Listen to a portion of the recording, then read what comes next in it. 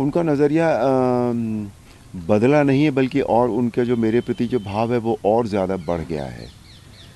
मतलब आप समझिए कि जितना ये इवेंट्स में भी हम जाते रहे हैं, तो जो सम्मान, जो आदर जो मिलता है, प्यार मिलता है, उससे कहीं ज़्यादा अब मिल रहा है।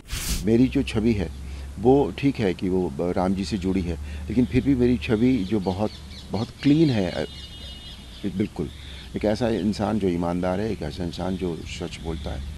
इस बार जो है वो अंतर मतलब काफ़ी मार्जिन से विन होगा ये सीट।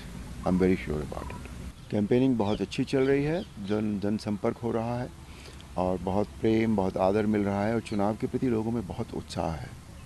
मैं थोड़ा ऐसे बताऊँ कि जब आप भगवान राम के उसमें थे, तो आपको लगभग हर किसी ने देखा है, मेरठ में सबने देखा होगा। तो अब उस गेटअप में जब मतलब उस नज़रिए से लोग आपको देखते थे और अब एक राजनेता के नज़रिए से देखते हैं, तो कितना उनका नज़रिया बदला है? क्योंकि अब कोई विपक्ष में, कोई विपक्ष में है। उनका नज़रिया बदला नहीं है, बल्कि और उनके जो मेरे प्रति जो भाव है वो और ज़्यादा बढ़ गया है। मतलब आप समझिए कि जितना ये इवेंट्स में भी हम जाते रहे हैं, तो जो सम्मान, जो आदर जो मिलता है, प्यार मिलता है, उससे कहीं ज़्यादा अब मिल रहा है इस समय। सर, कहीं आप इसको एक मुश्किल चुनौती देखते हैं? क्योंकि पहले कई उम्मीदवार होते थे तो उनका ही वोट थोड़ा बहुत मिल ही जाता था, तो फिर भी जीत होती थी। अब सिर्फ सामने इंडिया गठबंधन है, एक तरफ आप हैं, तो वोट कटने की संभावना कम है। जातीय समीकरण भी कहीं फैक्टर आएगा नहीं, सामने? होते हैं, सारी चीज़ें हैं अपनी जगह पर, लेकिन इसमें कोई वो नहीं है कि जीत भारतीय जनता पार्टी की होगी इस सीट पर, डेफिनेटली होगी। मुझे इसमें कोई शक नहीं है, बिल्कुल भी। लेकिन जिस तरीके के जातीय समीकरण यहाँ पे है, एक अच्छी खासी संख्या में मुस्लिम हाँ, हैं। मैंने कब बताया आपको, होते हैं जाति समीकरण, ऐसा नहीं है कि नहीं होते हैं। लेकिन जो दूसरे समीकरण हैं, जो एक कैंडिडेचर होता है किसी चीज़ का, फिर दूसरे इस सब के पीछे जो है वो श्री नरेंद्र मोदी हैं। आज उनका जो ब्रांड वैल्यू है वो बहुत ज़्यादा है, because which he has proved again and again, again and again. तो वो, और ये चुनाव बेसिकली उनके लिए ही, विकसित भारत के लिए हो रहा है।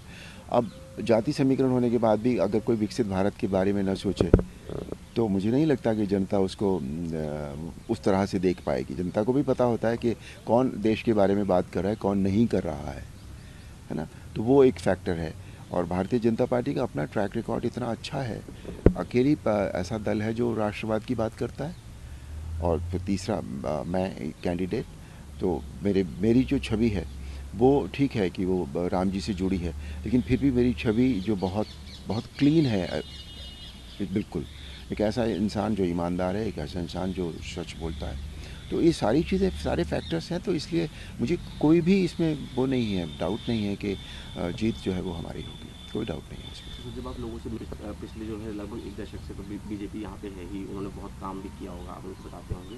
तो कहाँ कमी रहेगी या क्या और आप उनको आगे बताते हैं कि आगे नहीं, आप बतौर कमी कमी सांसद की करेंगे? बात नहीं होती है कभी भी, क्योंकि विकास विकास की कोई लिमिट नहीं होती कभी भी। आप कितना भी विकास करते चले जाइए, कुछ चीज़ें होती हैं जो धीरे चल रही होती हैं, कुछ चीज़ें ऐसी होती हैं जो ध्यान में नहीं आती, लोग जनता की तरफ से भी शायद उन बातों की डिमांड नहीं आती।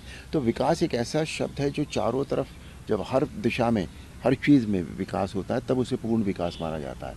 तो और वो एक प्रक्रिया है, वो इट विल कीप हैपनिंग। पहले बहुत डेवलपमेंट हुआ है मेरठ में पिछले 15 सालों में, ऐसा नहीं कि नहीं हो, बहुत डेवलपमेंट हुआ है और आगे भी होता रहेगा। सर, कैसे देखेंगे? विपक्ष हमेशा आरोप लगाता है कि जो मोदी सरकार है वो सिर्फ झूठे वादे करती है, वादे पूरे नहीं करती है। आप मोदी गारंटी लेके आगे बढ़ रहे मोदी हैं। सरकार ने देखिए महिलाओं के लिए क्या क्या किया है, महिलाओं के सम्मान की सुरक्षा की, करोड़ों महिलाओं को गैस दिला दी, करोड़ों गरीबों को घर दिला दिए, करोड़ों मील का हाईवे बन गया इस देश में, मेडिकल इंश्योरेंस मिल गया गरीबों को। और मतलब कौन सा वादा पूरा नहीं किया है? मोदी जी की तो ख़ास बात यह है कि उन्होंने जो कहा वो वादा पूरा कर दिया है। यही उनकी ब्रांड वैल्यू है, यही मोदी की गारंटी है। तो विपक्ष का ये कहना मुझे बिल्कुल गलत है।